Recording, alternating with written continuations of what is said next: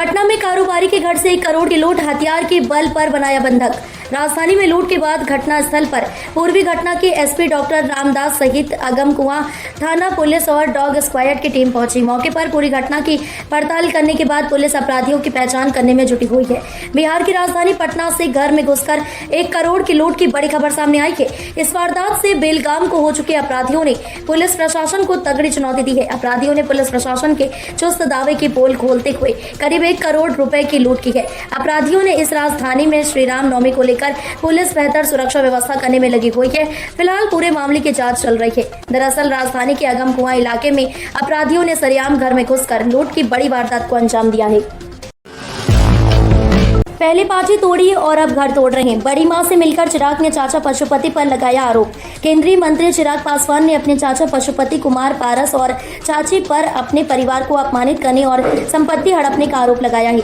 रामविलास पासवान के निधन के बाद लोजपा के विभाजन के बाद यह विवाद सामने आया है। चिराग ने आरोप लगाया कि उनकी बड़ी मां को पैतृक घर से निकाला गया है। उन्होंने कहा कि साझा संपत्तियों का उचित बंटवारा होना चाहिए। केंद्रीय मंत्री चिराग पासवान शुक्रवार को अपने पैतृक गांव खगड़िया स्थित शहर बन्नी पहुंचे, जहां वह अपनी बड़ी मां राजकुमारी देवी से मिले और उनका हालचाल जाना। उसके बाद चिराग पासवान मीडिया से बात करते हुए अपने चाचा पशुपति कुमार पारस और चाची पर खूब बरसे। बता दें कि रामविलास पासवान के निधन के बाद लोक जनशक्ति पार्टी लोजपा 2 हिस्सों में बंट गई है। लोजपा रामविलास का नेतृत्व चिराग पासवान कर रहे हैं, जबकि लोजपा का नेतृत्व पशुपति कुमार पारस कर रहे हैं। हमारी सरकार बनी तो इसे कूड़ेदान में फेंक देंगे। वक्फ बिल पर तेजस्वी यादव का बड़ा बयान। बिहार के पूर्व उप मुख्यमंत्री और आरजेडी नेता तेजस्वी यादव ने वक्फ संशोधन विधेयक पर बड़ा बयान दिया है।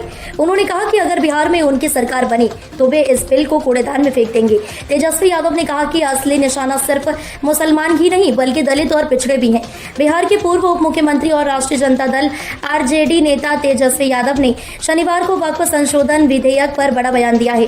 उन्होंने कहा कि अगर बिहार में उनकी सरकार बनी तो वे इस बिल को कूड़ेदान में फेंक देंगे। तेजस्वी यादव ने कहा कि ये शातिर लोग मुसलमानों के नाम पर मंडल हिंदुओं को नुकसान पहुंचाना चाहते हैं। तेजस्वी यादव ने एक प्रेस कॉन्फ्रेंस को संबोधित करते हुए इस बिल को आरएसएस और बीजेपी की लॉन्ग टर्म परियोजना करार दिया है।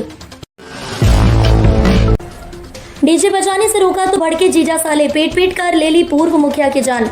झारखंड में दिल दहलाने वाली वारदात। डीजे बंद करने को लेकर झारखंड के खूंटी में ऐसा बवाल मचा कि जीजा साला की जोड़ी ने पीट पीट कर गांव के ही पूर्व मुखिया की बेरहमी से हत्या कर दी। मामले की जानकारी होते ही गांव में हड़कंप मच गया और इलाके की स्थिति तनावपूर्ण हो गई। घटना के बाद मौके पर पहुंची पुलिस ने मृतक के शव को कब्जे में लेकर पोस्टमार्टम के लिए भेज दिया है। साथ ही मामले में कार्रवाई करते हुए दोनों आरोपी को गिरफ्तार कर लिया है। खूंटी जिले के तहत आने वाले खूंटी थाना क्षेत्र के डडगमा गाँव में डीजे बजाने के विवाद में 2 लोगों ने पीट पीट कर पूर्व मुखिया की बेरहमी से हत्या कर दी। गांव वालों ने बताया कि शुक्रवार की शाम गांव में सरहुल पर्व का आयोजन किया गया था। इस दौरान डीजे बज रहा था। लोग डीजे की धुन पर पारंपरिक नृत्य कर रहे थे। इसी दौरान डीजे पर गाना बजाने को लेकर डडगमा गांव के ही पूर्व मुखिया रोड़ा भृंगराज ने विरोध जताने लगे। आयुष्मान घोटाला मामले में ईडी की छापेमारी पूरी, नकद और संपत्ति के दस्तावेज बरामद। रांची में झारखंड में आयुष्मान भारत योजना से जुड़े घोटाले की जांच के सिलसिले में प्रवर्तन निदेशालय ईडी द्वारा की गई छापेमारी शनिवार को समाप्त हो गई। यह छापेमारी झारखंड, पश्चिम बंगाल और दिल्ली में फैले कुल 21 ठिकानों पर की गई थी, जिसमें बड़ी मात्रा में नकद और अचल संपत्ति से संबंधित दस्तावेज बरामद किए गए हैं। ईडी की इस छापेमारी में रांची के सदर अस्पताल में तैनात जिला समन्वयक आशीष रंजन के आवास से 16.5 लाख रुपए नकद बरामद किए गए हैं। आयुष्मान भारत योजना के तहत की जा रही गड़बड़ियों में आशीष रंजन की भूमिका को लेकर पहले से ही सवाल उठते रहे हैं। इस मामले में झारखंड के पूर्व स्वास्थ्य मंत्री बन्ना गुप्ता के निजी सचिव पीएस ओम प्रकाश के आवास पर भी छापा मारा गया। यहां से 2 लाख रुपए नकद बरामद किए गए हैं। ओम प्रकाश की भूमिका की भी जांच की जा रही है। आस्था या अंधविश्वास, नवरात्रि पर लगता है भूतों का मेला, बुरी शक्तियां नष्ट कर देती हैं देवी। झारखंड के पलामू जिले में स्थित देवी धाम में प्रतिवर्ष लगने वाला भूत मेला आस्था और रहस्य का अनोखा संगम है। यहाँ देवी माँ की कृपा से मनोकामनाएं पूरी होने और भूत प्रेत से मुक्ति मिलने की मान्यता है। झारखंड के पलामू जिले में स्थित देवी धाम में हर साल लगने वाला अनोखा भूत मेला आस्था, रहस्य और परंपरा का अद्भुत संगम है। एक और यहाँ देवी माँ की कृपा से मनोकामनाएं पूरी होने की मान्यता है। वहीं दूसरी ओर जिन लोगों पर भूत प्रेत का साया होता है, उनके अंदर की बुरी शक्तियां यहाँ पहुँचते ही विचित्र हरकतें करने लगती हैं। खास बात यह है कि इस मंदिर परिसर में देवी मंदिर के ठीक समीप एक जिन्न बाबा की मजार भी है। यहाँ दोनों धर्मों के लोग अपनी अपनी श्रद्धा से मत्था टेकते हैं। यह स्थल न सिर्फ धार्मिक आस्था का केंद्र है, बल्कि सांप्रदायिक सौहार्द की मिसाल भी पेश करता है। भव्य सजा दरबार सीता स्वयंवर में जाते समय यहाँ रुके थे भगवान, आज भी है राम के चरण चिन्ह। बिहार के वैशाली स्थित रामचंद्र में भगवान राम का जन्मोत्सव धूमधाम से मनाया जा रहा है। यह स्थान भगवान राम के विश्राम और मुंडन संस्कार से जुड़ा है। यहाँ 24 घंटे का अष्टयाम यज्ञ, भजन कीर्तन और मेला लगा है। प्राचीन रामचौरा मंदिर में भगवान राम के पद चिन्ह है, जिसके दर्शन के लिए श्रद्धालु आते हैं। यहाँ वैशाली के राजा सुमति ने भगवान राम का स्वागत किया था, इसलिए इसका नाम रामभद्र पड़ा। देश भर में जन जन के आराध्य भगवान श्री राम का जन्मोत्सव बड़े धूमधाम से मनाया जा रहा है। इसी क्रम में बिहार के वैशाली स्थित हाजीपुर के रामभद्र में भी बड़े जश्न हो रहे हैं। यह स्थान भगवान श्री राम से जुड़ा है। मान्यता है कि ताड़का वध के बाद भगवान श्री राम अपने गुरु विश्वामित्र और छोटे भाई लक्ष्मण के साथ जनकपुर जा रहे थे, तो यहाँ पर रुक कर विश्राम किया था। इस स्थान पर आज भव्य, दिव्य और विशाल रामचौरा मंदिर है।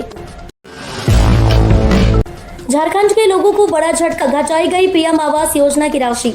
रांची में प्रधानमंत्री आवास योजना ग्रामीण के तहत झारखंड के लाभुकों को अब सरकार की ओर से घर बनाने के लिए कम राशि मिलेगी। पहले जहां रुपए 1.23 लाख की सहायता राशि दी जाती थी, अब इसे घटाकर 1.20 लाख रुपए कर दिया गया है। केंद्र सरकार ने झारखंड को पठारी क्षेत्र मानने के बजाय मैदानी क्षेत्र मानते हुए यह संशोधन किया है, जिससे यहाँ के ग्रामीणों को बड़ा झटका लगा है। झारखंड को अब केंद्र सरकार की ओर से मैदानी क्षेत्र के रूप में वर्गीकृत किया गया है। इसके अनुसार प्रधानमंत्री आवास योजना के तहत लाभुकों को मैदानी क्षेत्रों के अनुसार राशि दी जाएगी, जबकि पूर्व में झारखंड की भौगोलिक स्थिति को देखते हुए इसे अर्ध पहाड़ी क्षेत्र मानकर अधिक सहायता दी जा रही थी। अयोध्या में रामलला के जन्मोत्सव की धूम, भक्तों का लगा तांता। कुछ ही देर में होगा सूर्य तिलक।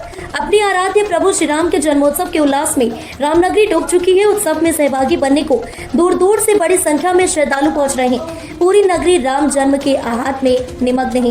रामनगरी के सभी प्रवेश द्वारों से लेकर राम मंदिर सहित पूरे राम जन्मभूमि परिसर का दृश्य अलौकिक सा प्रतीत हो रहा है। रविवार को मध्याह्न 12 बजे रघुकुल में रामलला का जन्म होते ही यह उल्लास चरम पर होगा। जन्मोत्सव से बड़ी जुड़ी समस्त तैयारियां अंतिम स्पर्श पा चुकी हैं। श्रद्धालुओं के लिए सभी बिंदुओं पर व्यापक व्यवस्थाएं की गई हैं। सुरक्षा से जुड़े उपायों पर भी विमर्श किया गया है। चैत्र शुक्ल नवमी संवत 2082 तदनुसार 6 अप्रैल को नव्य भव्य राम मंदिर में दूसरी बार राम जन्मोत्सव आयोजित हो रहा है। इसके लिए चहुओर तैयारियां की गई हैं।